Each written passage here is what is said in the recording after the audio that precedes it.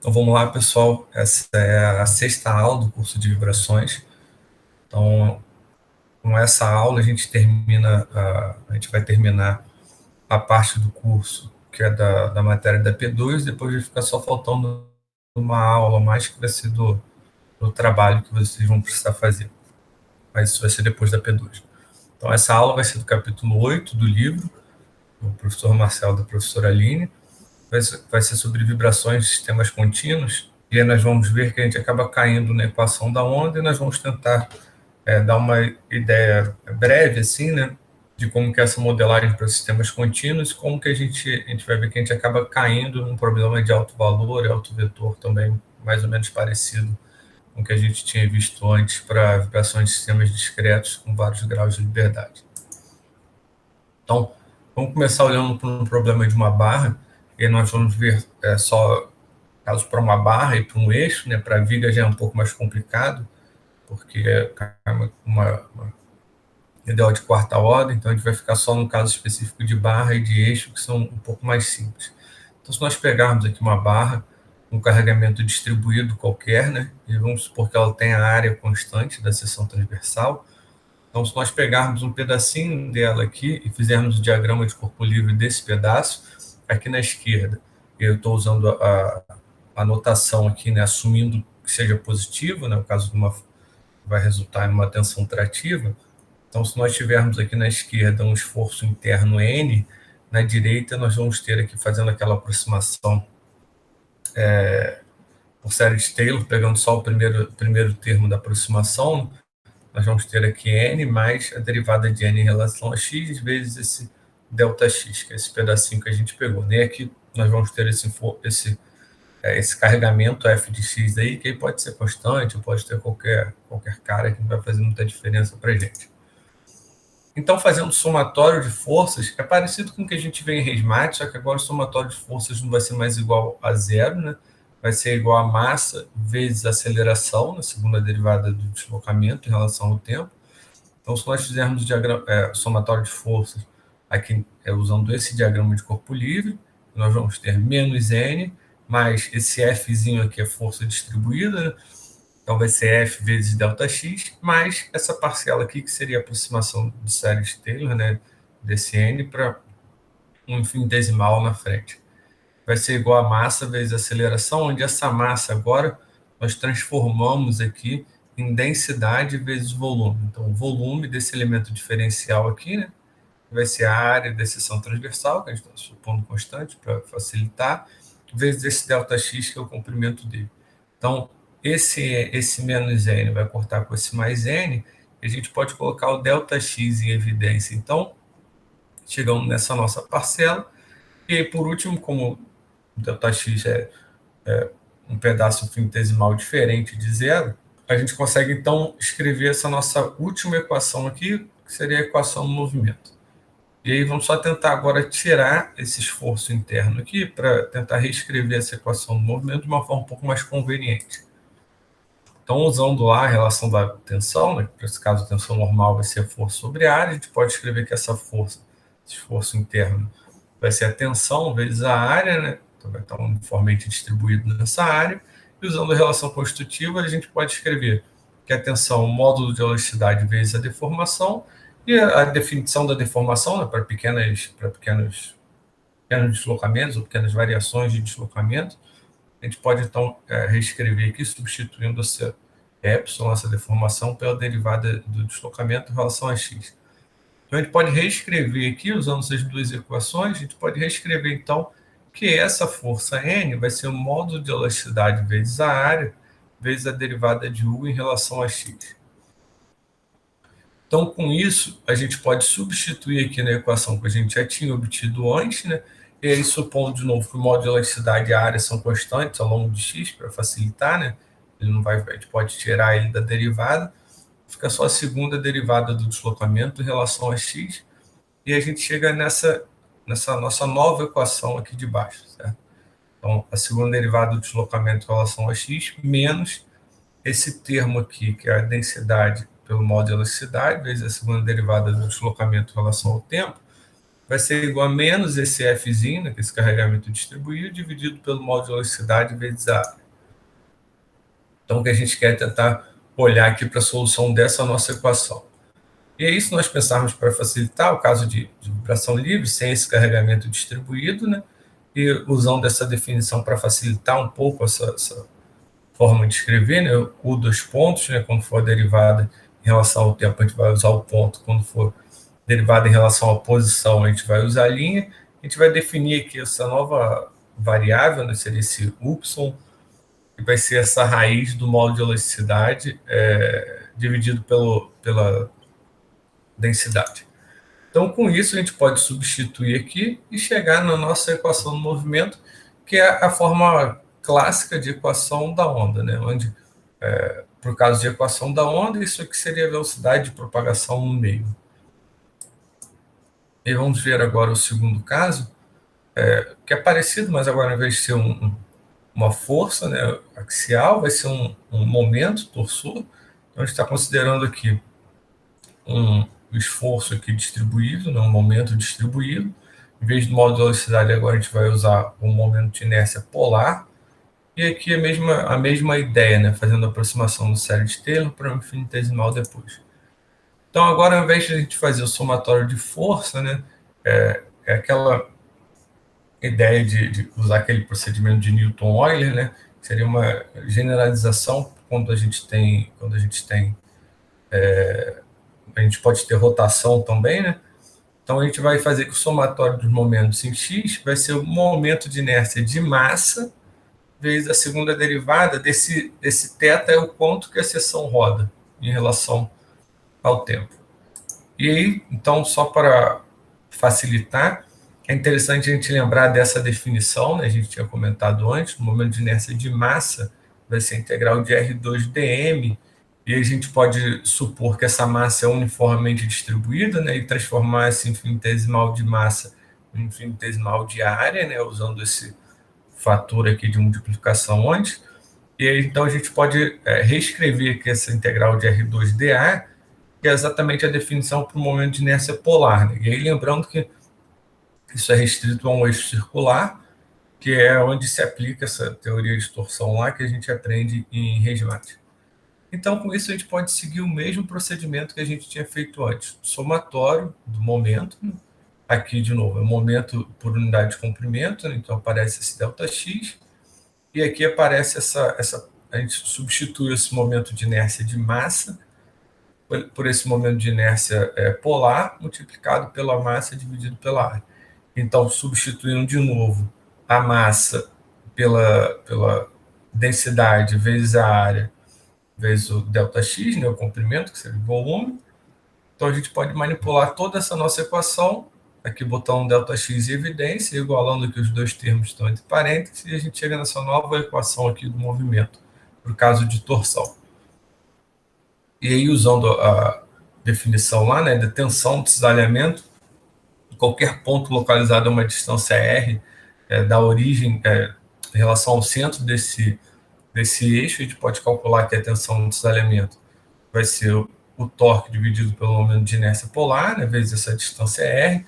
A gente pode substituir aqui o torque e aí substituir a tensão de cisalhamento aqui usando a relação constitutiva. Né? E, de novo, aqui é só a definição dessa deformação de cisalhamento, né? Seria essa derivada desse θ em relação a x vezes a distância r. Então, a gente está assumindo aí implicitamente que é um eixo circular e que qualquer ponto ele vai rodar a mesma quantidade θ. Né? Então, a gente pode reescrever aqui esse nosso torque dessa forma. Então, substituindo lá naquela equação anterior, fazendo todas as manipulações, aqui, substituindo aqui, vindo aqui da segunda linha para a terceira, né? De novo, supondo que o módulo de cisalhamento e o momento de inércia polar sejam constantes, fica só a derivada aqui do θ em relação a x, e manipulando a gente chega nessa nossa equação. Então, seguindo o mesmo procedimento, né, assumindo o caso de vibração livre e usando ponto para denotar essa derivada temporal e linha a derivada especial. Agora, esse y, a gente vai chamar aqui como se fosse a raiz do g sobre ρ, que é o termo que aparece aqui multiplicando a segunda derivada em relação ao tempo, a segunda derivada do θ em relação ao tempo. Então, a gente chega aqui nessa nossa nova equação do movimento, que também é uma equação da onda, né? Então, se nós olharmos aqui, compararmos os dois casos, é bem parecido aqui, certo? Aqui ficou faltando colocar, né? Está com um errinho de digitação, quer dizer, a equação está certa, mas isso aqui seria 1 sobre o y ao quadrado também, né? Só para ficar igual. Então, tudo que a gente fizer para barra pode ser válido para eixo também, né? Lógico que a diferença para barra, que para barra vai ser deslocamento linear, e para eixo vai ser deslocamento angular, né? A gente vai ter que substituir aqui, onde para barra a gente usa o módulo de elasticidade, para eixo, para de torção, a gente vai usar o módulo de cisalhamento. Então, vamos fazer tudo aqui para barra, e todo esse desenvolvimento que a gente vai apresentar vai ser válido para eixo também, é só pensar na equivalência entre eles. Então, o que a gente vai ver aqui vai ser a abordagem modal. Então, essa abordagem modal, né, que é o que a gente viu anteriormente no curso, usa também aquela ideia de movimento sincronizado.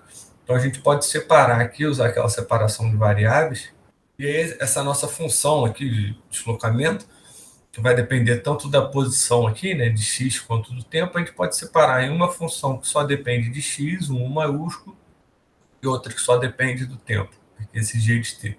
Então, se a gente substituir aqui na nossa equação do movimento, né, quando a gente fizer a derivada aqui em relação à posição, derivada espacial, só vai derivar esse 1 maiúsculo, e a derivada em relação ao tempo, né, derivada temporal, só vai derivar em relação a g. E aqui, reparem que esse procedimento é bem parecido com o que a gente tinha feito no capítulo 6, da aula anterior. Você pode fazer essa manipulação e acaba aparecendo aqui do lado esquerdo da equação esse u, que só pode depender da posição, e do lado direito, esse g, né, g dois pontos, só pode depender do tempo. Então, como de um lado só depende do x e do outro só depende de t, essa razão tem que ser uma constante que a gente vai chamar aqui de menos com ômega 2, que vai ser a nossa frequência natural. Então, com isso, a gente pode separar aqui essa nossa equação do movimento que a gente tinha anteriormente. Então, a gente fez essa abordagem modal, né, com separação de variáveis, e a gente reescreve aqui essa nossa equação, separando ela em duas etapas, onde aqui a gente tem uma solução que vai ser no tempo e a outra que vai ser no espaço. Aí aqui repara que essa razão aqui, né, desse ômega sobre esse y, a gente vai chamar de beta, só para facilitar. Então, essas duas equações aqui têm a mesma cara, né? A diferença é que aqui vai resolver no tempo, e aqui está ômega ao quadrado, que a gente vai resolver no espaço e está beta ao quadrado. Então, a solução é basicamente a mesma para as duas, né? O formato da solução. Então, a solução no tempo vai ser A1 vezes cosseno de ômega t, mais A2 vezes seno de ômega t, e no espaço vai ser B1 vezes cosseno de beta x, mais B2 vezes seno de beta x. Daí, quem quiser pode substituir aqui, vai ver que essas soluções são válidas. E então, repara o seguinte, que uma coisa que a gente vai ver que é interessante é que as frequências naturais que a gente vai querer fazer agora é tentar resolver um problema mais ou menos parecido com aquilo que a gente tinha visto antes, né, de alto valor e alto vetor. Só que para resolver isso, para o nosso caso aqui, a gente vai ter que usar as condições de contorno. E aí, quando a gente aplicar as condições de contorno aqui, nesse nosso U de x, né, que é a solução espacial, as frequências naturais, a solução das frequências naturais vão depender dessas condições de contorno. A gente vai ter que usar essa nossa equação aqui, então vai acabar sendo em função desse beta, né? A gente vai usar esse beta, onde esse beta aqui, como a gente tinha visto antes, né, ele era a razão da frequência natural por aquele y, que seria equivalente para a equação da onda, seria equivalente a essa ideia de velocidade de propagação da onda no meio, né? Então, com isso, naturalmente, as frequências naturais vão depender das condições de contorno, que já é um pouco diferente do que a gente tinha visto antes por causa de sistemas discretos. Então, vamos ver um exemplo. Esse primeiro exemplo é uma barra bem engastada, então está engastada aqui nas duas extremidades. E aí, se nós avaliarmos como que é aqui essa nossa solução, o U de zero vai ser B1 vezes cosseno de zero, mais B2 vezes seno de zero, que tem que ser igual a zero, né? Onde o seno de zero é zero, o seno de zero é 1, então, naturalmente, B1 tem que ser igual a zero. Por outro lado, o U de zero, uma barra bem gastada, né? Ela também tem que ser igual a zero. Então, a gente pode olhar aqui, né, para ter uma solução não trivial. A solução trivial seria B2 igual a zero, só que isso seria equivalente a falar que não tem nenhum movimento. Então, para B2 ser diferente, supondo B2 diferente de zero, que a solução não trivial, esse seno de beta vezes L tem que ser igual a zero. Então, é a mesma coisa que falar que a gente está olhando ali para cada ponto, para cada ponto no círculo trigonométrico ali, que a gente anda 180 graus. Então, a solução vai ser o seno de beta vezes L tem que ser igual a zero. Então, beta vezes L tem que ser igual a R vezes π, ou beta tem que ser igual a R vezes π sobre L. Onde esse R aqui é qualquer número inteiro. Então, de novo, o R não está aqui dentro, porque se a gente colocar aqui o zero, desculpa, se o R for igual a zero, isso aqui vai ser sempre zero, né? Vai ser sempre seno de zero, a gente não vai conseguir construir uma base para as nossas soluções, né? Então, começa a contar em R igual a 1, 2, e vai contando o conjunto dos números inteiros positivos. Então, substituindo aqui essa definição do beta, né, que era o ômega sobre o y, então a gente acha que as nossas frequências naturais. E aí, como era de se esperar, né, um sistema contínuo, um sistema com infinitos graus de liberdade, então ele vai ter infinitas frequências naturais. Né? A gente tinha visto antes que para um sistema discreto de n graus de liberdade, ele tinha n frequências naturais, agora para um sistema contínuo que tem infinitos graus de liberdade, ele tem também infinitas frequências naturais. E aí tem um resumo aqui das principais condições de contorno que vocês vão precisar usar, né, para fazer a lista das possíveis condições de contorno. Então, primeiro que seria uma extremidade livre, né? Eu coloquei X maiúsculo aqui, pode ser tanto em zero quanto em L, não faz diferença. Então, a extremidade livre, a força tem que ser igual a zero, né? Então, o modo de elasticidade vezes a área vezes o deslocamento aqui, vezes a derivada do deslocamento tem que ser igual a zero, né, que é a definição. Então, o linha, nesse X, pode ser tanto em zero quanto em L, tem que ser igual a zero. O engaste, que é a própria condição de deslocamento nulo. Uma mola, se nós pensarmos uma barra, sei lá, que está engastada em uma extremidade e na outra extremidade está presa por uma mola, a força nessa extremidade ali, né, vai ter que ser igual a essa força elástica da mola.